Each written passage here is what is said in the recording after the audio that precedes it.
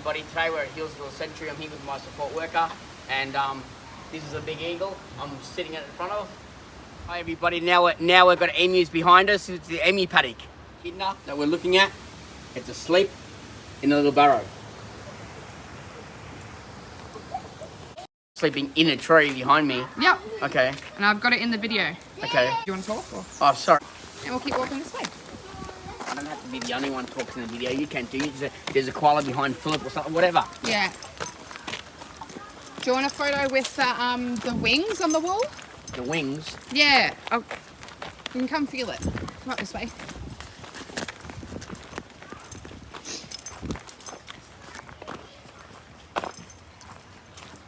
So on this wall here, there's these cut out wings if you want to feel them. No, it should be right. You don't want a photo with it? They're like big wings and you stand in the middle and it looks like you have wings. No? Yeah, right, okay. Here we go. Do you want a video or just a photo? Just a photo will do. And you explain. Yeah, here's Phillip standing with Australia's marsupial lion that roamed across Australia over 40,000 years ago. A skeleton. Skeleton head. Here's the Tasmanian devil, endangered species.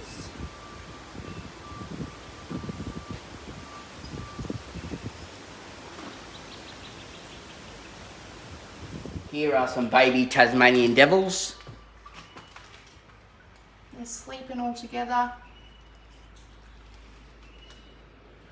Oh, they're cute. Better not put my hand in there, mummy might bite me. I wonder, do they have any teeth at that age? I can't see any teeth. Little baby's waking up. Tasmanian devil. Oh, he's having a big yawn. He does have teeth, Phillip. Are they pretty big for his age? Nah, I don't know how old they are. Probably still do damage to us though. Oh yeah. Pardon? They're yawning. And they look like little razor teeth, do they? Yeah, they do. Age still. They do. Yeah, I reckon they'd rip our finger off. Yeah, okay. Phillip, sitting at a statue of the Van Diemen, which is the Tasmanian tiger that's extinct. Hey. We're looking at a koala. He's munching on some leaves. He's probably just woken up. We'll try to zoom in for you, but yeah. Yep, let's zoom in. Yep. Here's a big guy. What colour is he? Like a greyish brown or brown or? Yeah, he's grey, brown, and he's got white with a big black nose. Okay. Here's a mummy koala scratching her ear. She has a baby with her.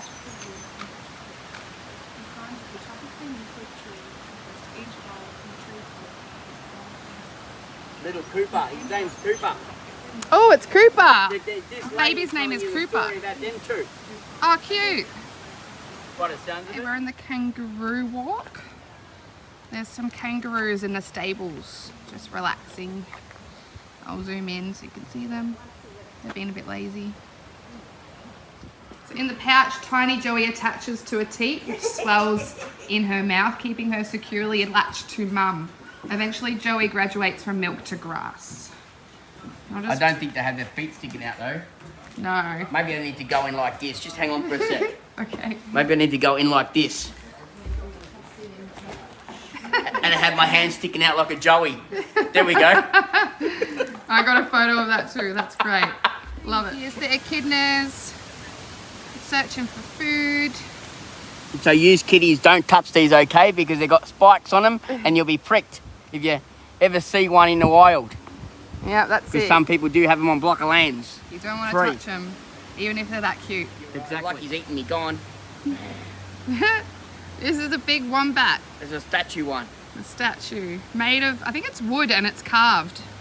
It feels like it's wood, yeah. Yeah. Hey, I got a The roof's photo behind me. We're being quiet as we can. Yep. They're lazing, enjoying the great day we are at Healesville Sanctuary. He jumps again.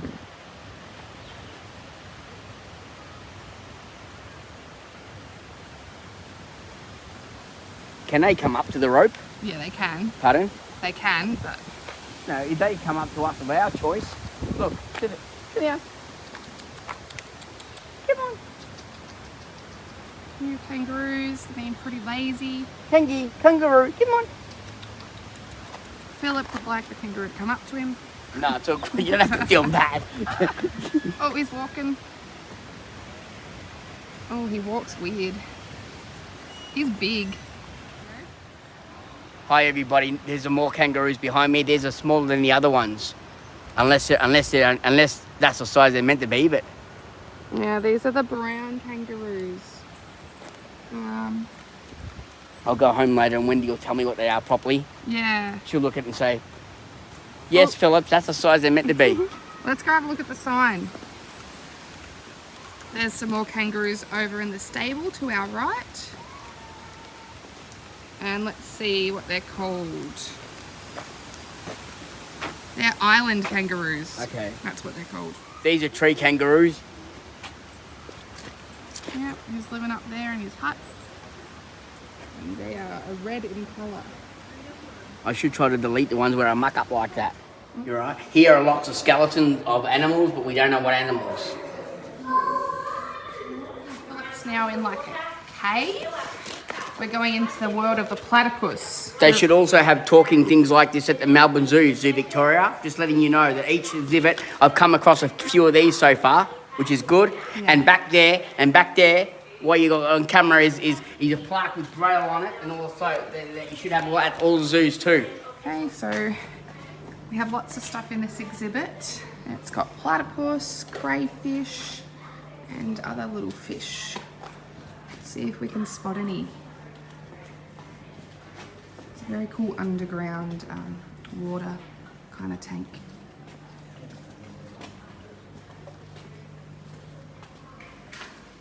There's some big fish there. Can't see any platypus yet though.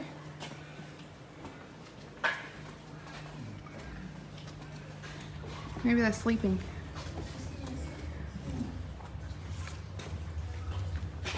I just wanted to see if that felt like something. It doesn't.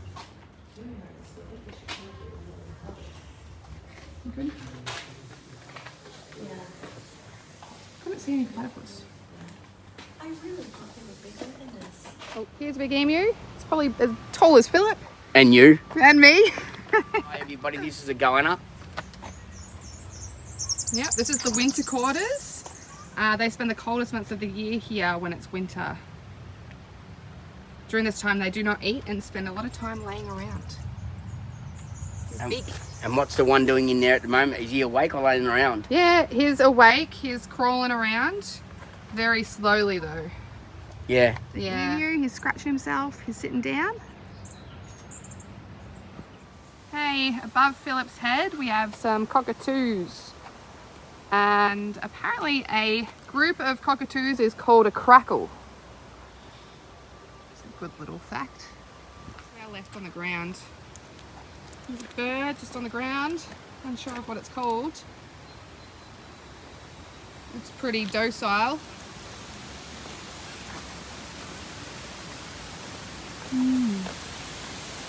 Oh, here we go. Oh, it's an endangered bird and it's called the bush stone curlew. This is the rock wallaby walk. I'll just zoom in on him. He's lazing about. You know what you're looking at. So read This this. is the endangered princess parrot. Only seen a couple times in the last 100 years. This is one of Australia's rarest birds and most elusive parrot. That's pretty cool. Now if you go across to it, people will see what you're looking at. There's 3 of them there. They've got pink on their chest and pink in their tails. Really light green, they're beautiful. Behind me are some pelicans.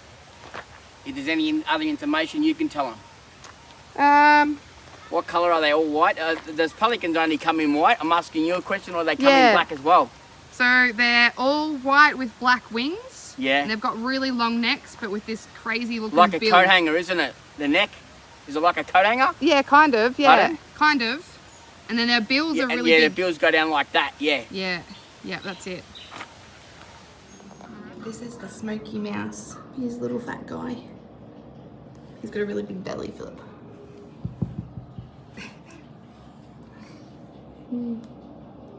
This is the eastern quoll.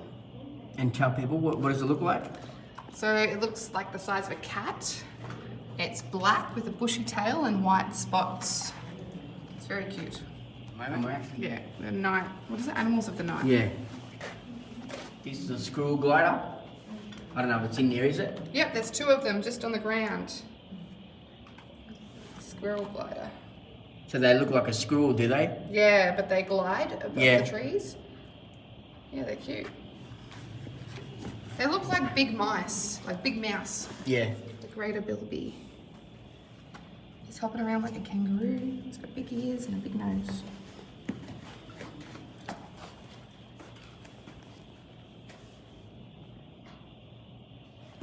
I think there's only one in here. Just a bit sad. Crescent cockatoos have made a real success in sharing the environment with us people. And you can see them pretty much anywhere that people are found in the eastern and northern parts of Australia especially. You can see them in parks, gardens, golf courses. We see them around Healesville very, very often. You can even see them in our backyards and our busy city streets. But what you might not know is just how loud a sulphur crescent cockatoo like Causey is. Or maybe with the nodding I see, maybe we know exactly how loud they are. Distinct features. They all have a hooked beaked herring beak. They have sharp claws on their toes, we call talons, and very powerful feet which they use to catch and kill their prey. And the first raptor that we're going to meet today is one of our larger raptors. In fact, it is our 3rd largest raptor here in Australia. It's one of our broad-winged raptors. Big broad wings compared to a relatively light body weight, which allows for a very energy-efficient way of flying. This is a black-breasted buzzard.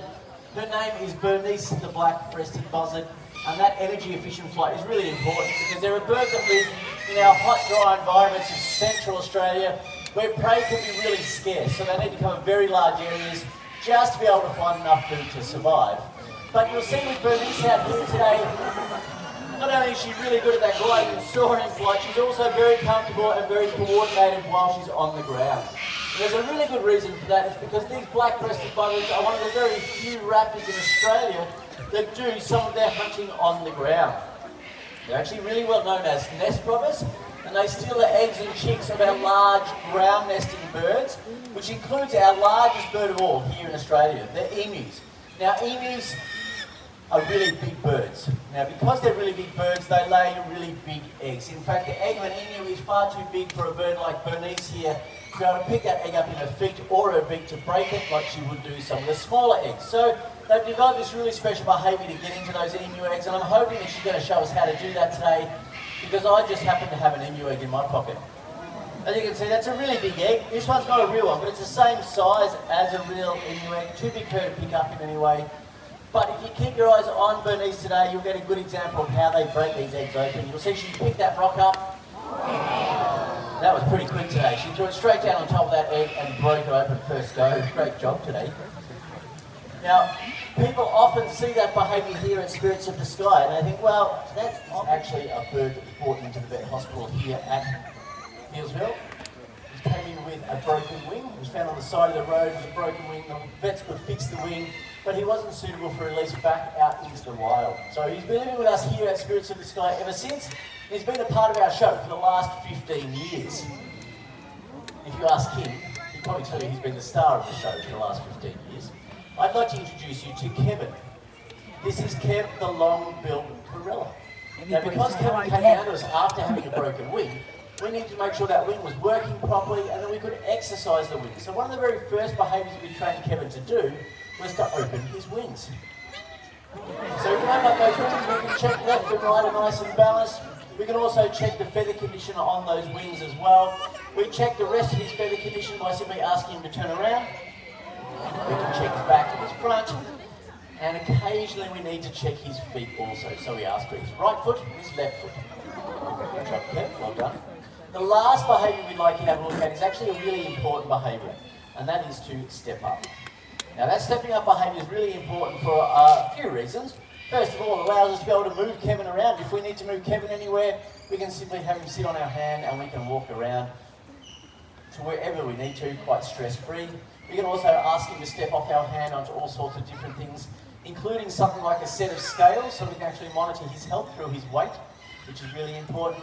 The other thing that's really important about that behaviour is the fact that it's a behaviour that we know Kevin can do, and he will do it probably 90% of the time that we ask for it. The reason why that becomes really important to us and really useful for us is because we can use that as what we call a consent behaviour. Now, whenever we're working with our birds or any other animals that we're training here at Zoos Victoria, we never force them into it. We're always asking them. You almost fall off there. Now, we're always asking them if they're prepared to come and work with us. Whatever we're going to do, whether it be a training session, whether it be a presentation, whether it be a medical treatment, we're always asking them if they're ready to come and work and prepared to work with what we're doing. We do that by asking for a behaviour that we know they can do. So that one, the stepping up behaviour, if I was to ask Kevin to step up onto my hand, and he chooses not to, he's simply telling me, no, I'm not ready to come to work. Doesn't matter what you ask me to do, I'm not ready to participate. Which is totally fine. Now, we don't know the reason behind that. We actually don't care what the reason is. We just know that he's not ready to work at that point in time. So we acknowledge that, we simply come back a little bit later and we try a little bit later on until he says yes. So it's totally up to him when he starts working with us. There's no repercussions. No pays get docked, no one gets angry with him. He just turns up to work when he's good and ready. It's a pretty good system. It's a really useful tool for our animals that are being trained. It's also pretty useful for trainers because we know it's not worth our while trying to do a training session if our animals aren't prepared to work with us. So it's really important. And it's the first stage of the two-way communication that we have between our animals and our trainers. Really, really important. Kevin's done a great job. How about a big round of applause for Kevin today? He's done a fantastic job. But as far as training for healthcare goes, that is just the tip of the iceberg. Right across Zoos Victoria, we train a whole host of behaviours that are far more complicated and far more complex than that allows our animals to voluntarily participate in their day-to-day healthcare, which allows us to improve the welfare of all of those animals. So it's really, really important for all of our animals to be able to have that Imagine an elephant. Turn around. In their day. Yeah. Lay in your back. Now, we've just had a look at a few really spectacular, what we call diurnal birds, birds that are out during the daytime. This next one is quite different. This one is one of our nocturnal predators. So Millie here is a little bit differently coloured to some of the colourful parrots that you have been able to see today. That's because colour for this bird is vitally important for its survival. You can see she does have some very, very neutral woody tones, and that matches exactly where you'd find her sitting in amongst the trees in the forest. She'll be sitting nice and close to the trunks of those trees, where she'll be hiding away not only from predators, but also from prey as well.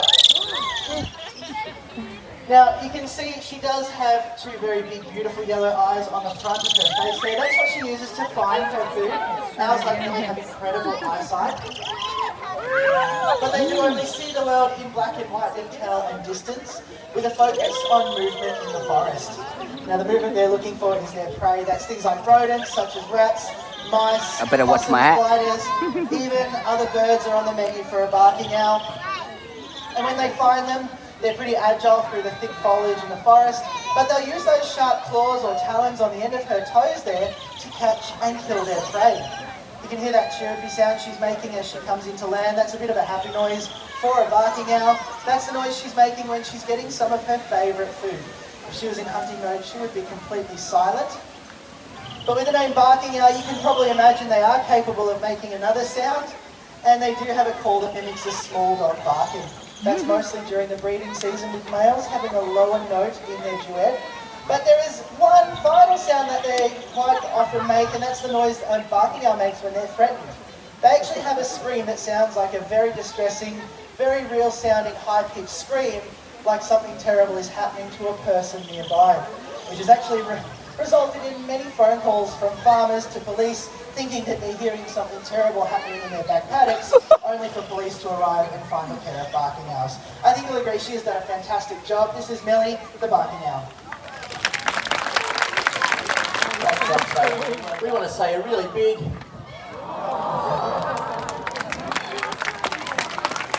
thank you so much for visiting. We're actually working with 27 different species of wildlife out there now, trying to prevent them from going extinct out there in the wild, ranging from our Lord Howe Island stick insect, one of our invertebrates, right up to those Tasmanian devils that we talked about, and everything in between, small mammals, reptiles, amphibians, birds, all sorts of different things. And just by being here today, You're all now a part of it, and you're helping to save those 27 different species. So we really do just want to say thank you so much for your support. We really do appreciate it. Thank you. The wedge-shaped tail, where they get their name from. We're hoping we're going to get a chance to meet our wedge-tailed eagle. Yeah. If she makes her way out here, you'll see she is a really big bird. She's also a very dark coloured bird. That's because she's actually an adult wedge-tailed eagle. And wedge-tailed, here she comes. There you go, film it. Oh. Wedge-tailed eagles get darker and darker as they get older and older. Magra here is actually 27 years old. Are you filming You it? see a lighter coloured Wedge-tailed eagle. maybe a chocolate brown or a golden brown colour. What you're most likely looking at is a younger bird, probably under 7 years old. Once they get to 7, they start maturing, and they get a little bit darker each year. So they molt their old feathers out. The next ones that come through are just a little bit darker than the year before. So they become almost black by the time they're about 16 or 17 years old, just like Magra here. I mentioned earlier with the black-breasted buzzard, they're a bird that's adapted for a very energy-efficient flight. And big broad wings.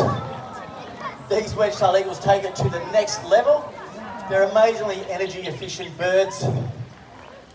They use that massive wingspan of up to 2.5 metres to be able to use thermal currents or rising currents of air. Could be a wind current.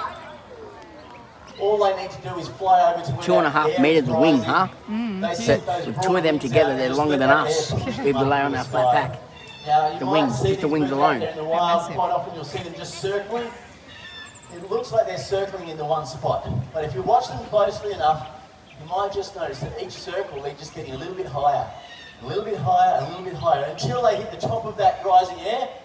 Then all they need to do is just drift off that one till they hit another one, which will push them up again. They get to the top of that one, they'll drift off that one, and they can literally do that for hours. It's like beach hours on surfing. end It's like and not have to sky fight their surfing. wings at all. Instead of It's surfing on a incredibly wave, you energy-efficient surfing way on a of wind. covering very, very large distances. They can also use that height to help them start hunting. They've got amazing eyesight.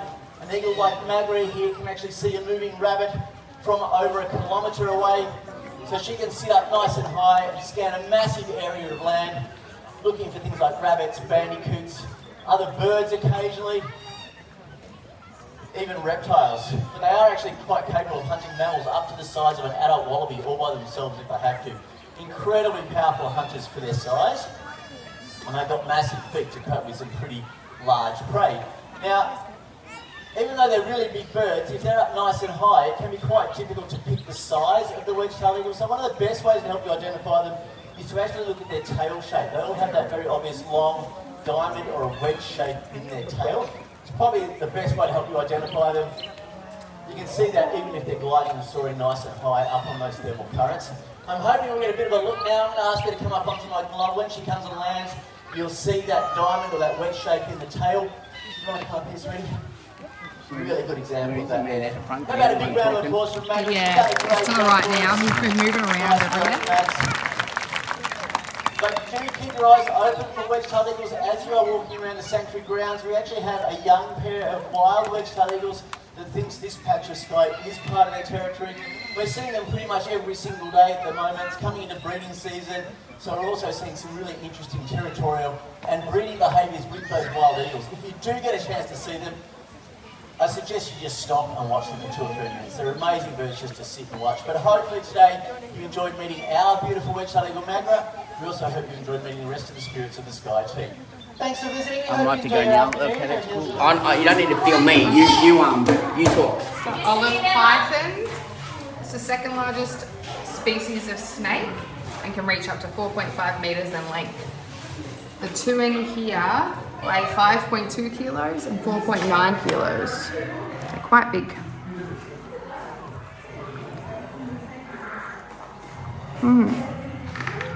I can't see the second one though.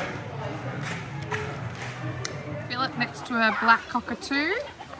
So hi Phillip. Hello. Hello. I think it's going to go have a nap. Hello Phillip. Hello Phillip. School's on the way back. Yeah, probably. It's a rainbow lorikeets.